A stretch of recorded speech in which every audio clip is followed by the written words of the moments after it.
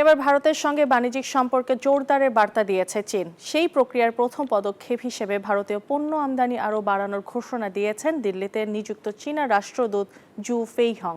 ধারণা করা হচ্ছে যুক্তরাষ্ট্রের শুল্ক হুমকি মোকাবেলায় ভারত এবং চীনের মধ্যকার বাণিজ্যিক সম্পর্কের সমীকরণ বদলাতে শুরু করেছে। মার্কিন প্রেসিডেন্ট ডোনাল্ড ট্রাম্পের শুল্ক নীতির বিরুদ্ধে চীন ঐক্যবদ্ধ লড়াইয়ের বার্তা দিয়েছে আগেই। এবার ভারতের সঙ্গে সম্পর্ক জোরদার করার বার্তা দিল চীন। ধারণা করা হচ্ছে ট্রাম্পের শুল্ক নীতির চাপে দিল্লিকে বাণিজ্য সহযোগিতার এমন বার্তা দিয়েছে বেইজিং,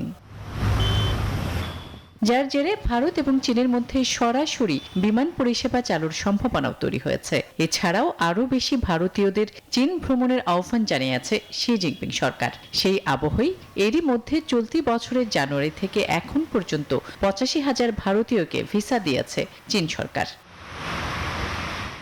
এবার প্রতিবেশী ভারতের সঙ্গে বাণিজ্যিক সম্পর্ক জোরদারের কথা জানিয়েছে চীন। ওয়ালটন আবারও মিলিয়নিয়ার অফারে ওয়ালটন ফ্রিজ কিনে আপনিও হয়ে যেতে পারেন মিলিয়নিয়ার। নয়াদিল্লিতে নিযুক্ত চীনের রাষ্ট্রদূত জু ফেইহং ভারতীয় পণ্য আমদানি আরও বাড়ানোর ঘোষণা দেন। বলা হচ্ছে, যুক্তরাষ্ট্রের শুল্ক হুমকি মোকাবেলায় ভারতের সঙ্গে বন্ধুত্বের হাত বাড়িয়েছে চীন।